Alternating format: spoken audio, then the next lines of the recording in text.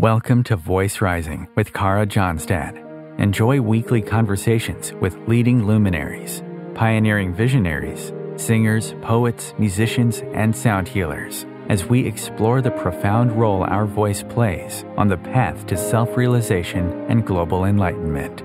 The internationally acclaimed singer, composer, author, healer, recording artist, voice expert, creator of Voice Your Essence, and founder of the School of Voice, Kara Johnstad uses her extraordinary spiritual gifts to empower others. Everything in this world vibrates. Everything has a frequency. A pioneer in the field of voice work and transformational songwriting. Her breakthrough methods are helping thousands of people worldwide fine-tune their body-mind-spirit system and unlock the energetic frequencies of limitless creativity, health, and abundance. Share your voice, ask your questions, join in the conversation. Receive life-changing, positive transformation and rise together to create a sound world. And here's your host, Kara Johnstad. Hello, everybody. Welcome to Voice Rising, and it's very good to be back after a long summer break. Today, we are embarking on an illuminating journey with renowned author and embodiment teacher Mara Branscombe, who has a brand new book out there, just released, entitled Sage, Huntress, Lover, Queen. And with her as our guide today, we're going to explore the sacred feminine archetypes, the power of voice, learn a bit more about tapping into our creative expression, and what it is to embrace our inner wisdom. So welcome, Mara, to the show. Thank you, Kara, for having me. Yeah, so first of all, congratulations on your new book. It is stunning, beautiful, beautiful cover. And I've been actually playing with some of the journaling exercises and accessing my own creativity, which is lovely.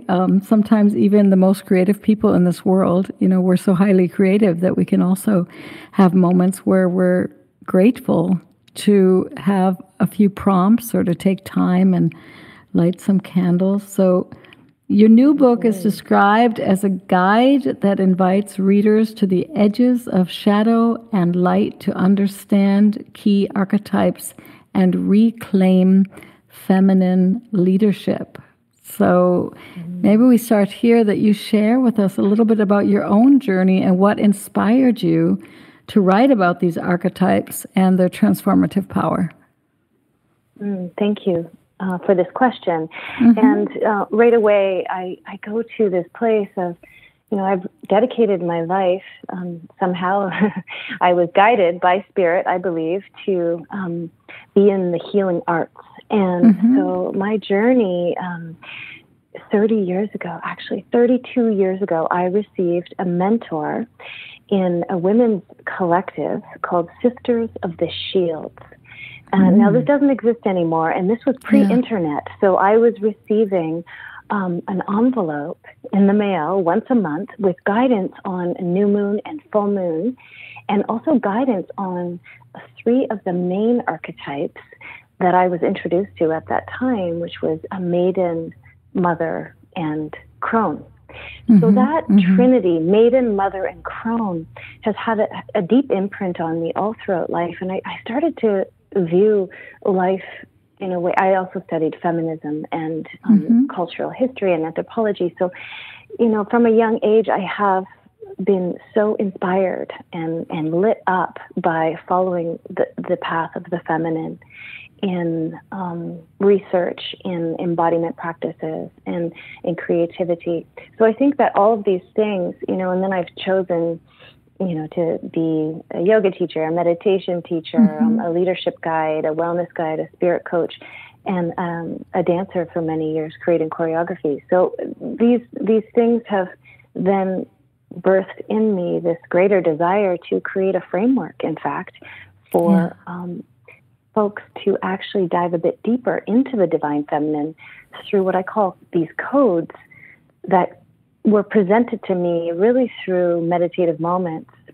Hold on, Mara, for a second. I'm I was having some. Can you just repeat the last two lines? Because I was having some interruption. I don't know if you heard that over in Vancouver. Oh, no, I didn't hear that. Sorry. So really, Kara, through the writing process, and through all the work I do with clients and supporting folks in getting into their intuitive awareness and their creative call to action, I created these practices and these constructs through 7 of the main female archetypes. Very cool.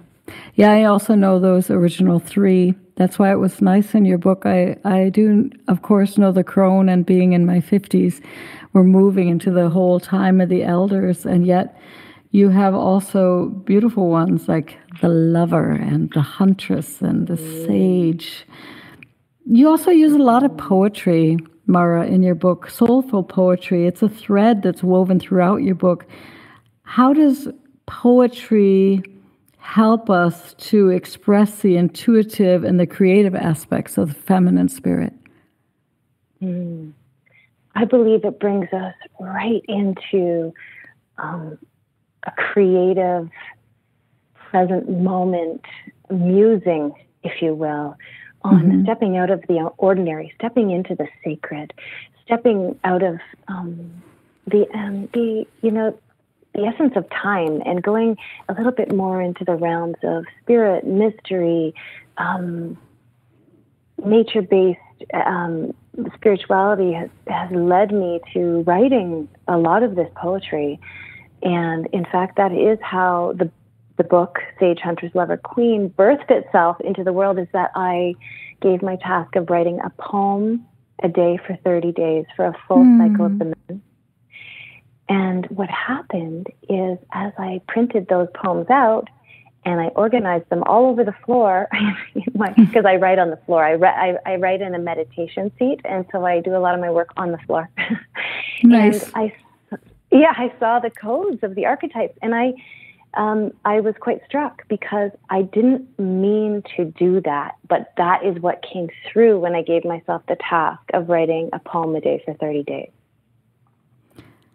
Fascinating. Probably also by writing on the floor, this very grounded, right? We're very connected to the Mother Earth while we're sitting on the floor. I think it's very different to write while as kids, we used to really lie with our belly on the floor and color and write. And then we get grown up, and then suddenly we're sitting in desks. But we used to sit a lot on the floor, right? Yeah. I mean, for you, what is different when you're writing, when you're sitting on that floor writing? What is different for you from the soulful poetry that is found in your book, or this whole intuitive poetry line, and what we would call journaling? What is the difference? It's so interesting, because I am a regular meditator, so I meditate every morning. And I do breath work. And when I started really writing about 5 or 6 years ago, I went right from my meditation breath work into writing. And so there was this familiarity, or there was this energy of like permission. Go ahead and write what you want to. There's no, construct of the desk and the, it has to look this way or that way. So I feel like it gives me permission somehow to just write, to write without limitations, and to see what comes forward. When I sit on the ground, I find that's the difference for me. Yeah. You talk a lot about voice. I mean, as you know, you're on Voice Rising, the Voice Rising show, so it has a lot to do with this incredible channel, this incredible vibrational channel that runs through the core of our body, and how it connects us to ourselves, but also reaches out and is weaving itself out into the world. And in your book, you talk about, or some of the exercises and the rituals, they have to do with journaling, poetry, but also letting go of certain tones to allow ourselves to speak words with intent, or to go into prayerfulness, or to to learn how to speak our truth. And so for you, what is the role? So many people want to, and I mean, I'm sure silence plays a beautiful, important part of our journey because it deepens our listening. But what is your own journey with coming into that authentic voice and voicing your truth and voicing your desires and I guess that would be it. Voicing, getting in touch with maybe our fears and bringing them to the surface so that we can see them better. Getting in touch with maybe our desire for jumping into a waterfall, even though everybody says we're insane. And what's that connection for you to your voice? Well, it's something that I've had to learn and then unlearn. Things that I was raised with that didn't serve me, that actually numbed my inner voice. And I think a lot of us have this experience where we were, and our parents did the best they could, and the culture that we lived in, also very much influenced how we did listen to that inner voice. And yet, so the healing arts and working with meditation and yoga and mindful expressive movement has been a gift for me, in that I feel most liberated when I am in those lineages. And so with time over the years and practice, and I'll say a daily meditation or a daily contemplative practice, whatever that is for you, it is about being present so that you can hear the inner voice, and even more so, I will say this, so that one can hear also the untruths that one tells oneself, or the criticisms and the judgments. And I grew up actually as a professional. I was an athlete. I was a gymnast. And so I grew up in quite intense, program where I would train 30 hours a week as a child, and I loved it. And it was my choice to be there. I loved it. And so I found when I was, coming into my young womanhood, in my maiden phase, I had to, really take a good look at these ways that I thought that I needed to be perfect, or that all the ways that I needed to control myself and in how people saw me. And I feel so blessed because somehow I was gifted with that. When I was 18, I was able to say, okay, I don't need to feed that. I don't need to be body obsessed. I don't need to be image obsessed. And, I did receive that. And so it was a real gift. And that is the difference, is that once we can get to the center of who we are and really start to befriend the goodness, the beauty, the truth within, we're more likely to be able to access that inner voice, I believe. Yeah. You talk also about, in every chapter, I mean, we can talk a little bit maybe about each of the archetypes. You just mentioned the maiden. You also have the mother, which I think many of us know. And then sage spirit, intuitive waters flow, right? So the sage spirit is very intuitive. The huntress as an archetype, the visionary activist or warrior spirit, that's the huntress. The lover, I love this, dancer of intimacy. That's very good. Self-love alchemist, compassionate revolutionary. And then you have two more, awakening, the mystic or the truth seeker archetyped, and the queen, vision activator, evolve leader.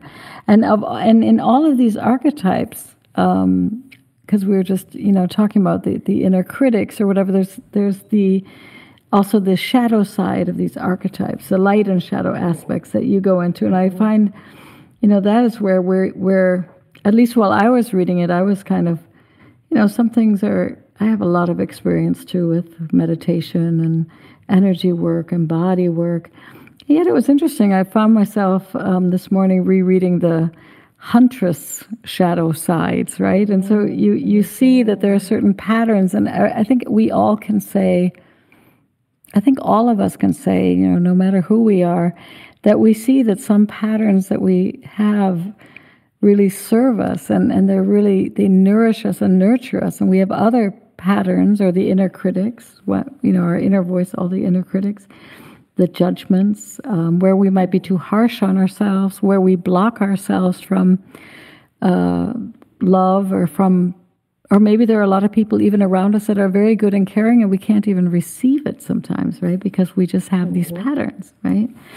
So, so talk to us about working through unresolved pain and why vulnerability and this whole work with the archetypes is such an important role of making us, in a way, more resilient or feeling our inner strength, the importance of that vulnerability. And I thank you for bringing this forward. It's a very important part of the work and what came through really strong in this book. And, it is that, the power of vulnerability for us to be present and aware to our shadow aspects will allow us to evolve. I believe we are here on this planet to evolve our consciousness. And there are two ways one could go about it. One could choose not to do the work of looking at the shadow and the patterns that make life more exhausting and a little bit less joyous. And then we could also begin to do the work simply through, first step is to become aware. And if we can be vulnerable enough to be aware of our shortcomings, our faults, the way that, and we can name it even in the moment, even internally. And we can use humor also. Let us remember, we're humaning in this very complex world. And of course, daily I have, I'm working with these archetypes, I'm working with the shadow, in my relationship, with my children, with my work deadlines, with myself, and it's just rich. What it is, it's a rich, creative approach to working through harder times or harder things. And once we start to do that, we can track the origin, and this is really important, to track the origin of why that pattern exists. Let's say, the part of the mother shadow, this is a really good example, is being the victim or the martyr. Okay? So that's when you say to yourself, I'm always the one doing the work. I never get enough love or support. Now, how many of people do you know that do this? Doesn't matter if you're man or woman, you're working with this a little bit poor me. And it's because, we have a tricky life to live here on some of us on this planet, and we have strong beliefs about how we think things should go. And so that kind of awareness, it becomes so liberating because I can stop myself in the moment and say, I know where I learned that behavior. I learned that behavior, in fact, from my dad, not even from my mom, but part of my mother shadow, I feel, because it can get really, really cool and interesting when we track the origin. Oh, my dad used to say that all the time growing up. I'm always the one doing this and that, da, da, da, da, da. He had that vibe. He had that energy, right? And part of that came into me. And I'm also very independent and a proud person. So I have to work on these aspects to ask for support and help and not complain about, this or and so it just keeps us real. It keeps us grounded. And it brings more energy because we're going to be less exhausted if we don't carry that story anymore. Right, and I think that often if we're very proud, for example, it's so difficult for us to ask for help, even though there are a lot of people around us who would be very happy to help, but they don't even know that they're able to help because we're so proud that we don't even show it. My mother used to say, life is not fair. I think she said that 20 times a day. Life's not fair. Yeah. Like my sister would say, I don't want to unload the dishwasher. Life's not fair. I don't want to do life's not fair. Life's not fair. But for kids, we always wanted everything to be fair somehow. So you realize, you carry these patterns with you. And I know in my own life, it was this thing with pride that I was so proud and so independent. that I didn't ask for the help, but literally, dug my own hole sometimes of exhaustion, right? And there would have been many friends who would have helped me paint my flat or, cook together, more fun, right? This martyrdom was an interesting line in the book, just to realize that, number one, like you said, we're not alone with it. There are a lot of people that are always, I can never rest, the work's never done.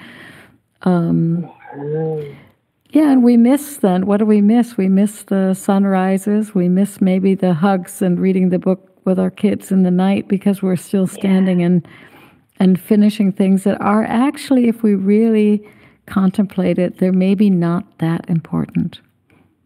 Not really. Yes. Yeah. Right? I mean, yeah. And anyway. Discernment is key here. And once we even entertain some of these, aspects of the archetypes and their shadow, what happened is, I had a really interesting process writing this book. I spent about 2 months per archetype, really embodying, getting into the archetype, sharing some of the practices that I was working with my community, to see how it felt for them to do some of the practices. And it was quite healing. I was surprised at how rejuvenating it was to write some of these shadow pieces down. It almost as if we're extracting part of it simply by writing it down, simply by becoming aware of it and befriending it. In fact, befriending the shadow is key. Yeah, I think that is so true. And also not making there's a lot of people that also were looking for light and seeking light, but we are created, seeds are planted in dark earth, and we're in the womb energy when we're conceived, right? So the shadow side can also be very fertile. It can also, if we understand the shadow, it can also be very nurturing once we make friends with the shadow, what we call the shadow side. Like once I realize, the mom saying, life's not fair, then I can explore, like, what is justice for me, or what is fairness, or why. I can just explore more these different aspects of even those words, or why we are so conditioned to be workaholics and not feelaholics, or why we get so moved away from our senses that we're no longer lying on the floor writing our soulful poetry, but we're whatever, typing on an iPhone in the train or whatever, right? Or not even doing that anymore. You just, that's exactly it. What you just expressed, I feel, is really, we're at a tipping point, I believe, and one could choose one way and one could choose another way. And I feel that the way that we can go with this, and it has to be very authentic to each one of us. So very process oriented. You need to find out what works for you. How do you get support to do your personal work? Is there a great counselor, therapist? Is there a sound healing you can work with? Is there a meditation that it is right here for us? There's many ways of healing right here for us. Yeah. And if we can rise to that and also understand that the shadow is very fertile. I loved how you put that. Then we can walk hand in hand with all of our edges. Yeah, I always say that intimacy means to be in time. When we're in time, we're present in the moment, right? And that's when we're really intimate with each other, when we are not running into the future or dragging along the past, but we're just in that moment of breath and awareness, and And I think we are at a turning point also with our world. We've run so fast that I think we're coming back to people realizing if they don't start putting their hand in the soils and smelling the earth and start cooking their own meals instead of popping in a microwave dinner or whatever it is. I think there is a very big movement in the creative conscious scene or the yogi scene or whatever, but still there's a lot of work to do with really connecting to our home. And that's not only the earth, but it's also our bodies, like our breath and our, like you said, our voices, many voices, our facets. Mara, we're going to take a very small break here. I think it's a good time to take a little short break for the sponsors. And then we're going to be back with more on your brand new book. Thank you.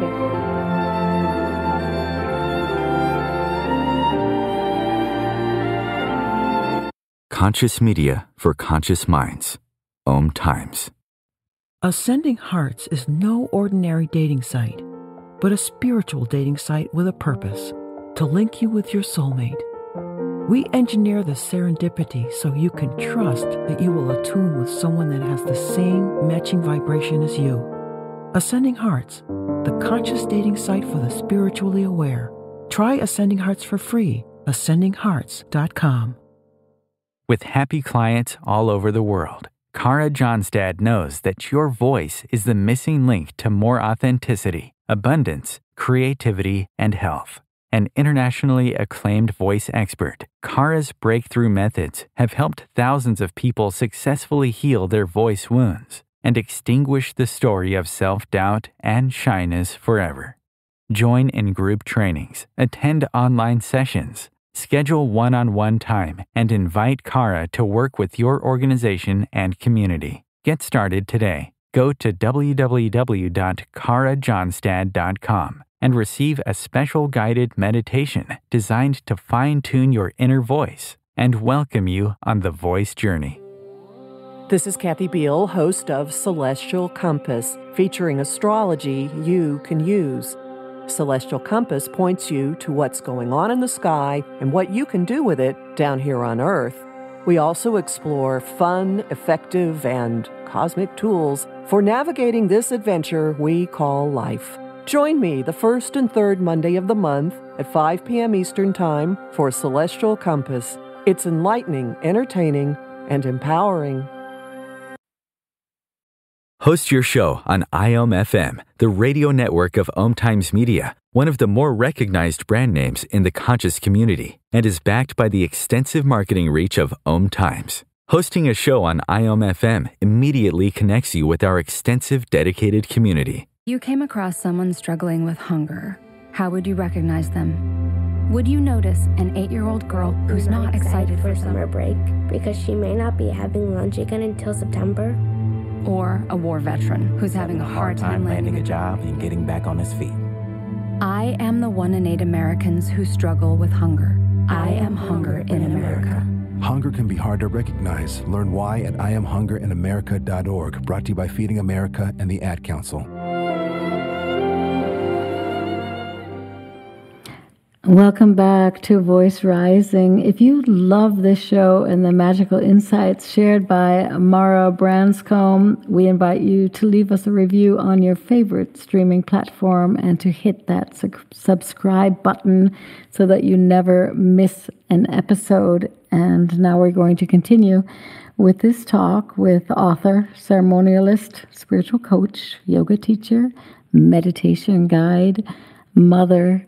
She is pretty amazing, Mara Branscombe, and she just released the new book, and it's entitled Sage, Huntress, Lover Queen, Access Your Power and Creativity Through Sacred Feminine Archetypes.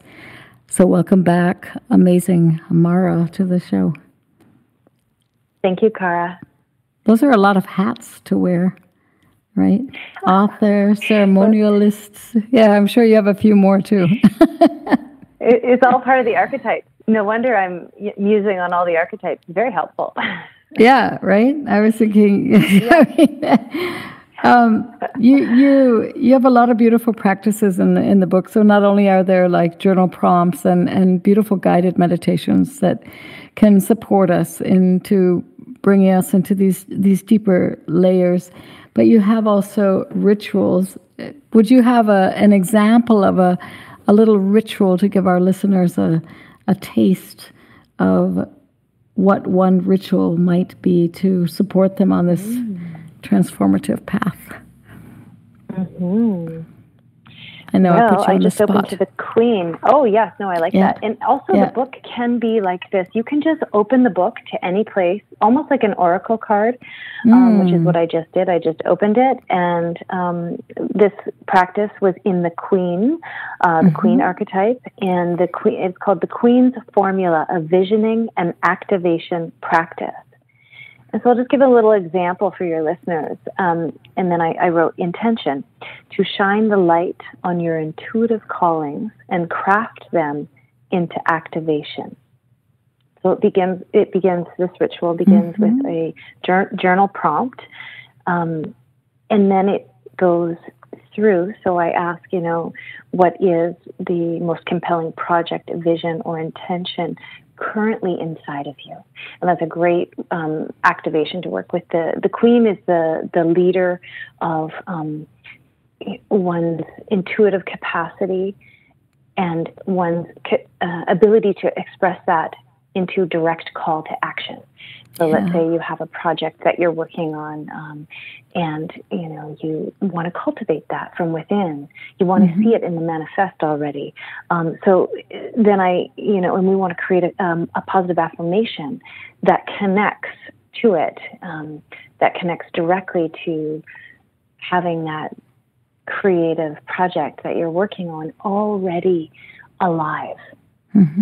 And so then I would, so this is on page 231, and then, I lead one through the vision. I am calling in blank, as I know this will feed my soul. So if, the project or that you're working on or the creation, there's that, it could be that worthiness might come up. Sometimes, it can be common that we doubt ourselves a little bit. So we're going into what I'm trying to work with here is like taking out some of the doubt or the patterns, like life is not fair. Taking those out. My mother had another one. My mother had another one. She said, money doesn't grow on trees. That she also said every day. Money doesn't grow on trees. And, it's like, what are we going to do with that? On one hand, we're trying to be in abundance. And then deep down, we have these money things about, or you have to work really, really hard until you can get money, right? So in a way, it's exactly good. I mean, in some ways, it's of course it's good to teach us to be, I don't know. It's like, that we're not, we shouldn't just go and play slot machines. That maybe we should grow some vegetables, and that's going to take commitment, right? To go water the garden every day, and so it's not. I mean, I'm not saying it's only bad, but it's interesting how these layers of belief systems then can really sabotage our dreams. Exactly. And so getting to the origin and then reframing it. So then the work is, if you know the origin, of where these came from, and then you can start to work with it. I am in reciprocity with, my body, with all that life is offering, or with the earth. I'm in reciprocity with the earth. Like, so that, money doesn't grow on trees becomes, I'm a channel of reciprocity to Earth's wisdom. And so, because Mother Earth is so abundant, she's wildly abundant, beyond measure, in fact. And so I work with her a lot, even with the Queen, to bring that energy of abundance into direct call to action. And so these are little micro rituals that, can kind of encourage us to then put a call to action in the vision. One act a day, one meditation or nature walk with your device turned off, I often direct folks to things like this where, it doesn't require any money. It's all, what you can do. But you need the discipline. You know what Gabrielle Roth says? It takes discipline to be a free spirit. Yeah. The 5 rhythms. Yeah. Mm-hmm. Urban shaman. And it does take, it takes discipline to do the work. And so if you're up for it, a lot of us need to work on our discipline because we also have a severed relationship to it because of our childhood, in fact. I remember somewhere on the path I read, discipline comes from disciple. And I remember it touched me because disciple is not, it's not a terrible word. It was more like coming from, the way it was said was more to surrender. The discipline is I surrender to my, like in a beautiful way. I give my heart to my vision. I walk the path of love, or I walk the path of voice, or and I like that. I know that for other people they would think disciple sounds terrible. It's like you're eating, I don't know, a little bit of grain from a bowl or something. Every day you don't have anything juicy and fun. But for me it was this feeling of, I don't know, not the harshness of you need to do something. It was more the love of I give myself to something, right? So I love that. It's beautiful. It's really beautiful. Because we can, I think, I think it is true. I think being a free spirit, it does take discipline because there are so many moments where people, where we might feel judged, or where people are stopping us. And if we don't take the time to look at those conditionings that we have, we all come as free spirits. We're all drawing pictures on flat on our belly in the coloring books. We're all playing in the sandboxes. We're all running up and down those, slippery slides and trees and swinging up and we, all of us, even people that are growing up in very harsh conditions, they end up making, dolls from beautiful rags or whatever, right? All of us have somewhere these incredibly highly creative sparks, and that's why when we give ourselves to our dreams and our paths and our desires, it gives us wings. And that was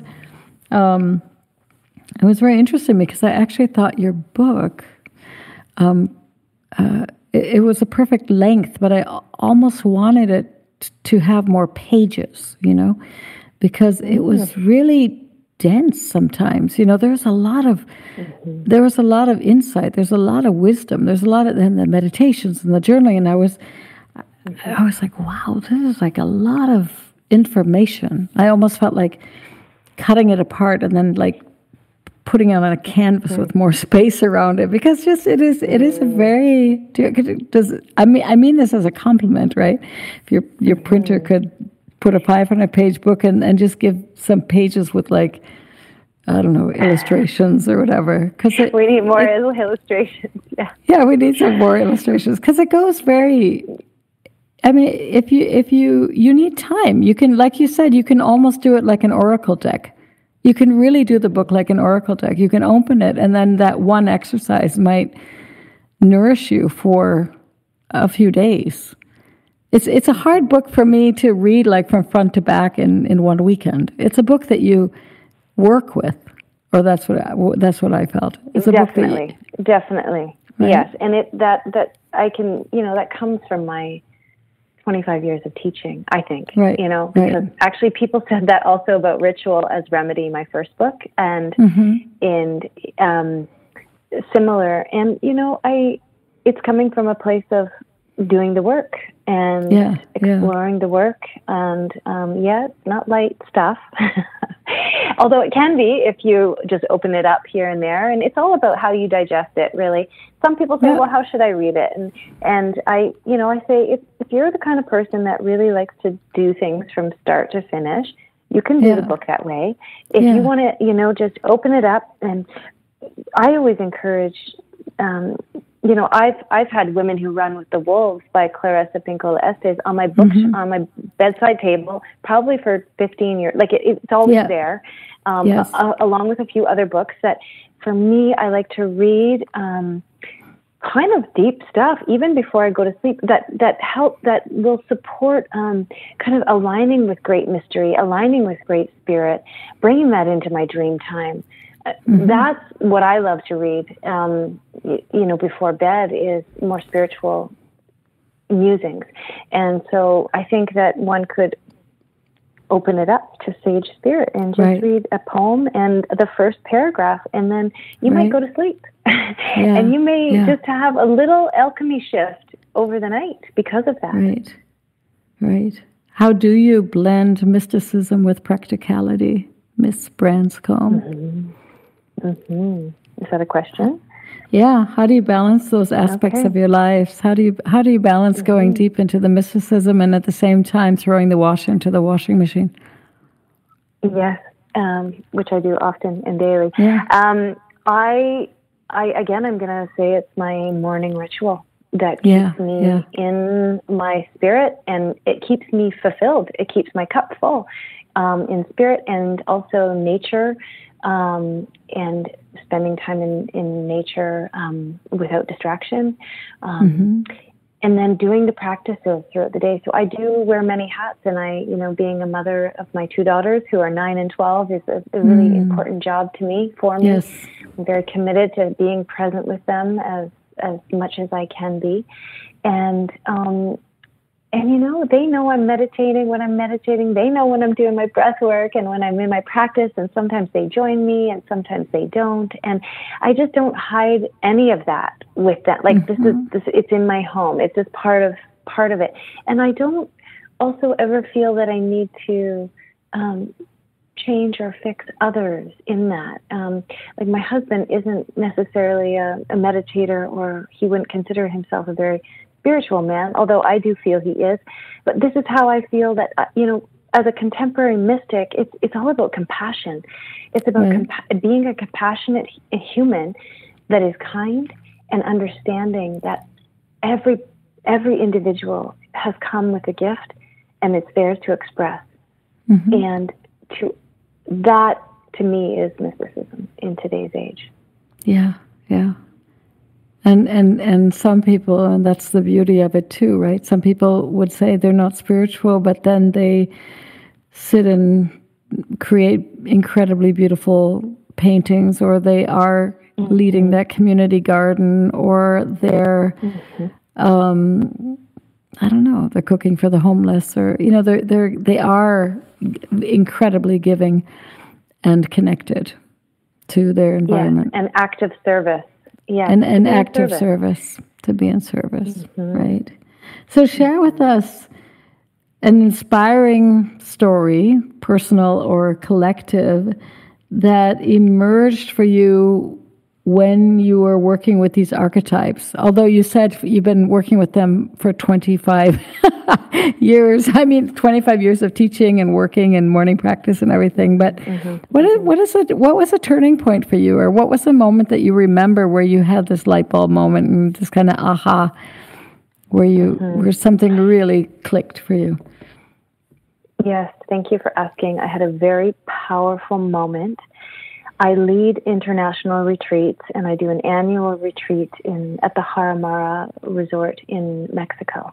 And this is a very special place. It's on indigenous land, led by a woman who has preserved the land, and there's no electricity. So we're there doing 7 days of work. And so I was finishing writing this book, and I kept getting the vision. So I had 38 women join me. And I didn't close it out to men, but somehow this year, it was actually last year, that 38 women showed up.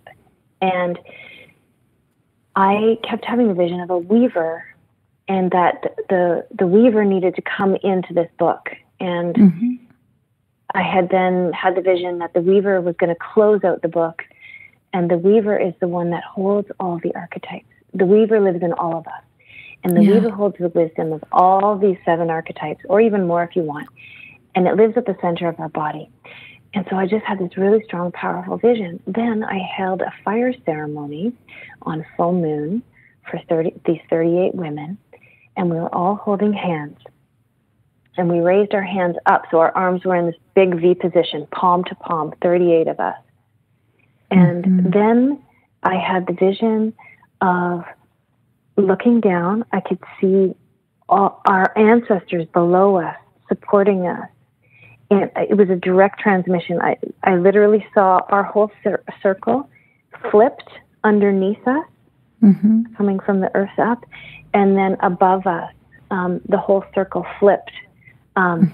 So there was below and above, and it was such a powerful moment that we were in absolute support and reciprocity, and that, yes, the weaver was present. And the next day, there's a woman there. Her name is Badge, an incredible woman, Indigenous woman from the West Coast of Canada. And she had come on this retreat. And she started talking to me about her weaving craft. And then she pulled out her weaving, and I had no idea. And then she showed me this basket that she wove with women all holding, just like we were doing. But I had never seen that, with our arms up. So that's the story, and it still gives me chills. And she was the weaver, and she showed up, and I felt like she showed up because, that was a message from Spirit that, yes, the weaver does exist in all of us through the divine feminine, and we have access to it. Yeah, you have that in the... I wrote this down in my notes of the Weaver's Code, or Life as a Living Ceremony. And I always like that about weaving, because, the interesting thing is, if anybody's ever woven anything, it's like what are those words? The warp and the... What are those? Well, anyway, you have the stability. It's like our you have the lines or the stable threads in a way, but then you have all these colors and different textures that are going in between in the other direction. Does that make sense to you? There are those two words. Now I'm totally spacing them in my head, but the warp and the... Anyway, but that is a little bit like life, what you're talking about too. You have your morning practice. You have in one way, you have those lines, that discipline in a way. But on the other hand, you have that free flow, that free spirit. But she needs still, like the weaver needs these support structures. Anybody who's ever made a basket, it's the same. They have these, the willow or whatever that is clearly giving the support, and in between it's totally free, and they're weaving in different colors. And does that make sense? Am I off on No, it's absolutely, and it's because one, and I can't remember the terms either right now, but it's interesting because weaving is part of I'm going to learn how to weave on a loom in the next year or two, and so I'm just searching out my teacher right now, because it's very I've had a few experiences on a loom, and it's profound. And yes, it is so symbolic as one of also the most ancient art forms, but that that they cross and they tie and they loop, and it is the symbolism to create the strength to then create the next weave. And it is I actually wanted to call this book A Fine Silk Weave. I had the visions of a weaver from for some time, and I didn't know exactly why until then, that I had that moment where it really came clear that the weaver is, that we're weaving the divine feminine in a way that is ancient and contemporary at this time of life. And then we're also spinning, right? There's all these beautiful books on how before when we were weaving our clothes or weaving our blankets, there was we'd have to spin the wool, but we also say we're spinning tails, and we're also basically spinning in space, right? So this whole, like the wool, that to be able to get it, we need to spin it. Yes. And that rotation around the axis is a pretty powerful thing too, which we forget when we just think, oh, the weaver. But it's very deep. It's actually very deep. And that's how you end your book, actually. Very deep. And you end it with the weaver's work. If you could, we seem to be, but it just seems like I've said this for many, many years, and it is amazing for me. Something I said 20 years ago, I was, John Lennon was saying, imagine all the people living in the world of peace. So we've been dreamers and hoping and weaving and moving for centuries. And yet I do sense, and I'm sure you sense this too with your work, that there's a turning point happening, that like we're in such an important part of evolution. If you could just imagine, and if we all imagine at the same time, now if we all put our hearts and link them with our breath, where would you like to see our collective world in the next 6 months? Like we're quantum. We're amazing. We could just make it happen. We can get rid of this life is not fair and just say life is amazing. We're now going to join the thousands of people that are listening, and we're going to create a vision. What is the vision that you carry for this world? The vision that I carry for this world, I keep coming back to compassion. Compassionate souls, compassionate hearts, raising our children with compassion, treating our elders with compassion, even meeting the eyes of those we do not agree with compassion. And that generation of compassion will then create,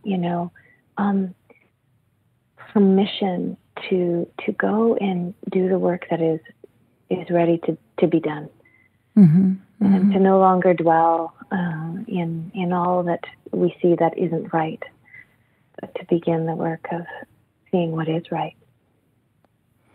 Yeah, it's like healing the divide. I think with compassion, like you said, if even people that have chosen different paths or different opinions, that is what makes the diversity. That is actually what makes that beautiful tapestry, right? That beautiful carpet, because you have the different weaves, the different textures. And if we didn't have it, life would be incredibly boring. I think everyone's complaining. Everyone's complaining about the others, but the truth is, if we didn't have all these wonderfully crazy ones at times, everybody's so diverse, and yet we're all deeply connected. If you do breath work, then you know how amazing. We're all connected. The thought that I'm breathing the same air that Martin Luther King has breathed, or Nina Simone, or Beethoven, or Maria Callas, or all these wonderful souls, but the air is being recycled, and we're deeply connected, all of us, on this journey, right? So I thank you, Mara, for coming on to the show, and I'm incredibly grateful for your wisdom and all the work that you do for our world and creating all these beautiful retreats. Share with our audience your homepage so that they can follow you and maybe join you in Mexico or in other places around the world. Yes, it's my name, marabranscombe.com. Beautiful. Yeah, and that's with a Branscombe, Branscombe, right? You got Branscombe.com. And for those that are interested in having a great book, go pick it up, Sage, Huntress, Lover, Queen, and leave Mara a review, because it helps us all continue to grow. And next week I'm going to be interviewing a wonderful composer, Anne Sweeten is her name, and there we're going to talk about the healing power of music and how music can help us stay connected. And so until then, I wish you much, much success, Mara, with the book. And stay gold. Bye-bye. Thank you. Bye.